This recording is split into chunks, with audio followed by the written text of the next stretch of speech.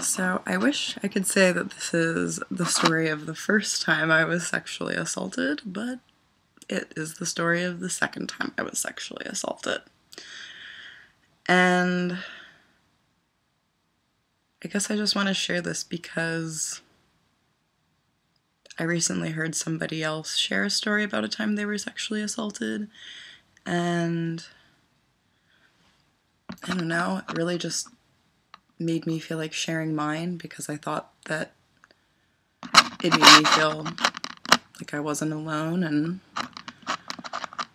that, you know, like, there is no perfect way to handle these situations, and I oddly feel a lot of guilt surrounding this story and how I handled it, even though I shouldn't. So, the second to last apartment I lived in, not this one, it was in Bushwick, Brooklyn, on the first floor in the front of a townhouse. So it was like right on the street level. It was really loud. It was a really unpleasant apartment to be living in.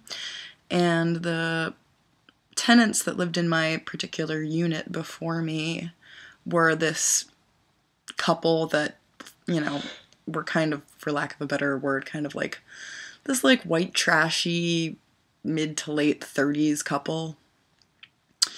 They were really nice to me though. They had this dog named Money that barked at all hours of the day, and I did not like that one bit.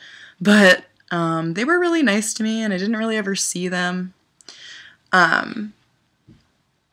However, since they used to live in my unit, I would always get mail that was meant to be for them. So I was constantly kind of like going over there and being like, hey, here's your mail. What's up? And kind of hanging out, but not too much because they were just my neighbors. I didn't really ever chill with them. And after living there for a few weeks, I realized that only when I was in the bathroom, but I like started to hear what I thought was him beating her. And I couldn't really tell, I guess. I mean, it's kind of one of those things that, like, even when you're, like, 100% sure what's going on, you don't want to believe what's actually happening. And I could really only hear it in the bathroom. I kind of tried to ignore it. I was also like, well, maybe they're having fun, consensual, sexy times. I mean, honestly, I regret kind of like not calling the police right then, but it was just the kind of situation where I had never been presented with that decision, and I couldn't really bring myself to do it, and I don't know why. So it was really rare that I would hear it. Obviously, I didn't enjoy hearing it. One day I came home in the evening and the police were knocking on my window, my front window, in the apartment. And I go up to them, I'm like, what's going on? I live here. And I'm thinking maybe there was a fire in my unit or something. And they're like, I won't use their names, but are you Miss X? And I was like, no, they actually moved to the unit next door. They still live in my unit. And the police wouldn't really tell me what was going on, but I chose then to kind of be like, I don't know what this is about, but like I do hear weird things coming from there. I don't know if this is related to that, but I mean, if you have any questions for me, I'd be happy to answer them. And they were just like, oh, we don't need your help, but thanks, like, we're gonna just come back and try to find them. So I don't know, I guess I thought things were kind of under control then. And then one day I don't even remember what I was doing. I think I was just like cleaning out my apartment, chilling out. It was like a summer's day. And, I get the mail, and lo and behold, more mail misdirected for my neighbors. I go and I slip it under the door crack because I don't really feel like chatting. I'm kind of busy.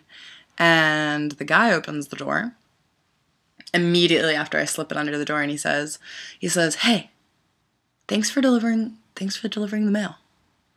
And I'm like, "Yeah, no problem." And he kind of seems like he wants to hang out. And I mean, at that point, I don't really know why I didn't be like, "Yellow flag, don't hang out with this person."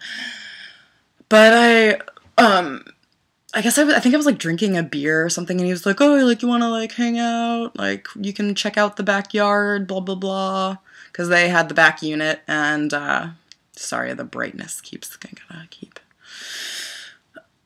And I was like, honestly, I guess kind of curious to check out their backyard. I should have just passed. And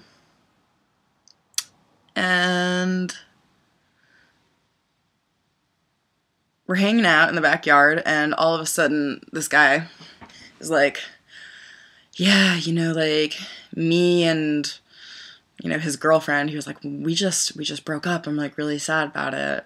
I was like, "Oh, like, sorry, bud." I'm like, "She was really nice. I'm really sorry that happened." And he was like, "Yeah, like, I don't know if I can even afford to live here still, blah, blah, blah. I'm really sad about it."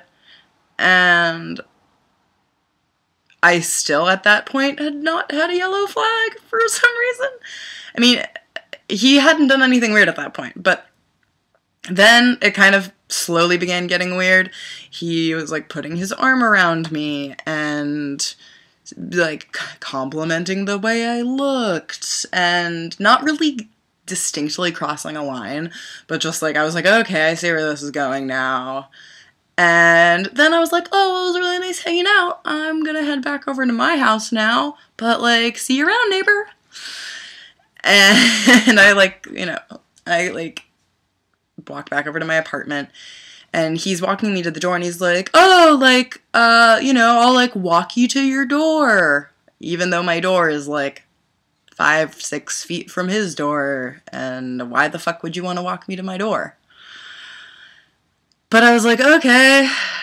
Walks me over to my door, and I'm like I open my door, and he like slips in behind me and closes the door, and he's like, "Oh, actually, I just like really miss living in this apartment. I really just kind of want to see what it looks like now, haha." Like, okay, that's like a normal thing to do. And so now he's in my apartment. I'm in a kind of a position where I see things quickly spiraling out of my control, but at that point, I'm still kind of, like, playing along with his game. Like, "Oh, I want to see my old apartment," and I guess I'm kind of entertaining that still. And I don't even remember what happens next, but somehow it goes from, like, that to him pushing me up against my kitchen counter, and I have very distinct memories of his, like, really gross, like, tobacco-y, stale mouth just, like, tongue-kissing me. And then his hands are in my pants, like, touching my genitals, not over the clothes, under the clothes, and it's, like, quickly going to, like, "You okay? Like, you are being touched right now, and this is quickly going in a negative direction. Like, get yourself out of this situation." And I'd actually recently taken a self-defense class that went over, like, verbal skills for negotiating yourself out of situations like this. And at first I kind of start trying to make, like, excuses and reasons why, like, I can't sleep with him. Like, I'm like, "Oh, like, I'm really not into men. I'm so sorry. You're so lovely. I don't like men." Which, you know, of course, then he's like, "Oh, you like girls? That's hot." And I'm just like, you know, like, fuck Zoe. Like, come up with a better way out of this. Then I say, directly following that, "I also have herpes, and I have an outbreak right now." I don't have herpes, but, you know, that was what came to my mind. And then, even more disturbingly, he replies to that with, "Well, I don't care." So now this guy is obviously, like, not only non-consensually touching me, but he thinks there's nothing wrong with forcing himself on a lesbian with a herpes outbreak. So, what the fuck? And at that point I realized that I just had to, like, change what I was doing. And we were pretty close to the door, like the front door. But, I couldn't figure out any way to kind of persuade him to leave, and I essentially just started killing him with kindness. I think the next thing I said was, you know, like, you're really nice, you're, like, such a good neighbor, I really enjoyed talking to you, like, why don't we just, like, see where this relationship goes? Like, I would really love to, like, be intimate at another time, maybe, like, but I'm just getting to know you and it's really exciting, and, like, maybe let's just, like, do this another time, you know, and I was, like, trying with every ounce of my soul to, like, be really convincing, like, I'm really into you, I promise I'll have sex with you another time, you're my next door neighbor, like, let's just, like, see where it goes. And I think that actually somehow got through to him. Like, he, like, was like, oh, like, you like me. And I don't even really know how I actually got him out of there. I think I just kept repeating over and over again, like, I really like you. Like, let's take this slow. I really just want to get to know you and see what you're about before anything else happens. But yay! And then, like, I think I, like, got him close enough to the door, and then I just, like, quick, like, opened the door and, like, was like, bye! And pushed him out there, and I closed the door, and I think he almost, like, didn't even realize what I had done. I think he was, like, stunned that I had pushed him out of the door. Actually succeeding and, like, verbally getting myself out of that situation. Obviously, there's a lot of situations where no matter how much verbal communication you try to do, you're still, like, you can't change what's happening to you. But I somehow got myself out of that situation verbally. So I look out the peephole, and he's kind of, like, just, like, a little confused and, like, a little dazed outside of my door, and he's still standing there. I immediately go to my computer, I go on Facebook, I look at the list of online friends, and I look for anyone in the area that lives close by to me, walking distance, that is online, and I immediately send a message to, like, 5 different people being like, I need somebody to come over to my house right now, please don't ask questions, just come over to my house right now. I lived alone. I don't think I added that part. So, eventually, this guy, my friend, comes over, and he's a pretty tall guy, and I mean, a good thing, I mean, I guess, like, a tall guy really sent the message to my neighbor, like, get the fuck away. Unfortunately, like, you know, if I had called a girlfriend over, I don't know if this would have had the same effect. But, I buzz my friend in, he arrives, like, almost immediately, and my neighbor is literally sitting crisscross applesauce on the ground outside my door, and I'm letting my friend in. My neighbor bolts up and sees my friend, and he introduces himself to my friend. He goes, hey, like, and shakes his hand. And my friend has no idea what's going on because I didn't say what was going on. But, like, obviously my friend senses that something's not, like, totally right. So my neighbor and my friend walk into my apartment, but I feel, like, safe because my friend's there, and I'm just like, and we just, like, the 3 of us stand there silently. Like, my neighbor was, like, escorting my friend into my apartment. It was really strange. And then he just kind of shows himself out, and I tell my friend what happened, and he was like, that was really strange. And I call my dad. My dad's freaking out. He's like, I'm gonna buy a gun and come up there right now and kill him. I'm like, Dad, don't do that. I'm just gonna move. That was my fucking first thought. I'm just gonna move instead of call the police. I don't know. So I find a new apartment. It's this apartment I'm in right now, but like during the rest of the week, I carried a knife with me. I had friends walk me home and make sure I got into my apartment every night. And I was there for like, there was like 1 or 2 more weeks left in the month before I was able to get out of there. And during those couple weeks, I got a bunch of really creepy notes slid under my door, like Zoe, like I hope that wasn't weird, like really want to hang. Yeah.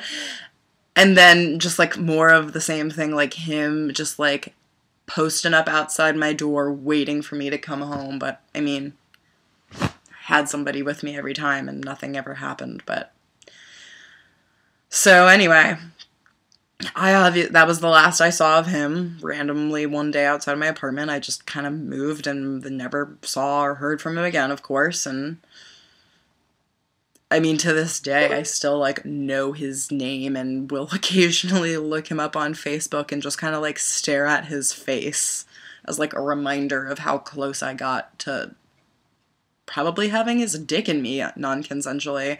I mean, I don't like what happened, but I'm glad that nothing more than what happened, and I'm proud of myself for talking myself out of it, and I'm glad he was the kind of person that could be talked out of it. So I don't know. I still feel kind of angry at myself for not having ever contacted the police, but I think anyone else who's been in the same situation knows that, like, the police aren't always going to take you seriously, and I also knew that he was a violent person that was hitting his ex-girlfriend, and I didn't want him coming after me. So for whatever reason, that's why I stayed silent. And I want to say that if and when that ever happens to me again, I will immediately call the police. I don't know if I will, though, because I don't know if anything's going to change. But isn't it kind of weird that, like, I almost feel like it's inevitable that it's going to happen again? Anyway, thanks for listening.